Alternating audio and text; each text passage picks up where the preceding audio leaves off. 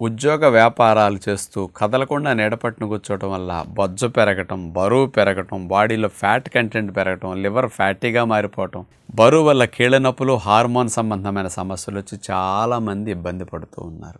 ఇలా obesity, morbid obesity రావడానికి ప్రధాన కారణం కొవ్వుల కంటే కూడా పిండి పదార్థాలు ఎక్కువ మోతాదులో తినేయటం ఒకటే కారణం. కొవ్వులు తక్కువ మోతాదే వాడతాం ఎవరైనా సరే, కానీ పిండి పదార్థాలు కొవ్వు కాదు అనుకుని ఎక్కువ తినేస్తున్నారు. దానివల్లే పిండి పదార్థాలు ఎక్కువైనవన్నీ కొవ్వుగా మారిపోతే కొవ్వు పెరిగిపోతుంది.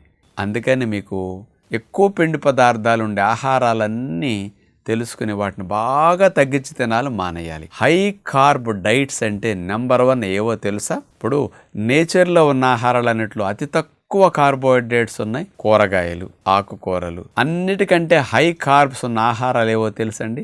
ఆహార రకాలు 7 రకాలుగా ఉన్నాయి మనం తింటున్నా.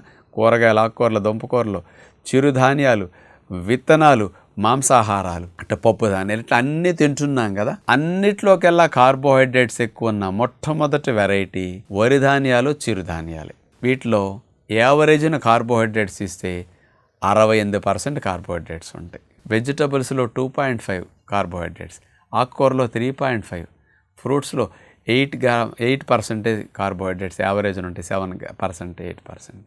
దుంపల్లో కొంచెం 10%, 20%. కానీ వీటిలో మాత్రం అంత ఎక్కువ కార్బోహైడ్రేట్స్. అందుకని ధాన్యాల వాడకం ఎంత తగ్గిస్తే అంత మంచిది. మిలెట్స్ అయినా సరే అన్నంగా తింటే ఎక్కువ వెళతాయి, పుల్కాగా రొట్టెగా తీసుకుంటే తక్కువ వెళ్తాయి కార్బోహైడ్రేట్స్. అందుకని అన్నము, రవ్వలు, పౌడర్లు, పిండ్లు ఇట్లాంటి వాడకం మీరు ఎంత తగ్గిస్తారో కార్బోహైడ్రేట్స్ అంత తగ్గిపోతాయి. కార్బోహైడ్రేట్స్ ఎంత తగ్గితే వెయిట్ అంత స్పీడ్గా తగ్గుతారు. వెయిట్ పెరగకుండా మీరు మేనేజ్ చేసుకోవడానికి మంచి అవకాశం. లో కార్బ్ డైట్స్ బాగా తినండి, హై కార్బ్ డైట్స్ని బాగా కట్ చేసి తగ్గించి తినండి.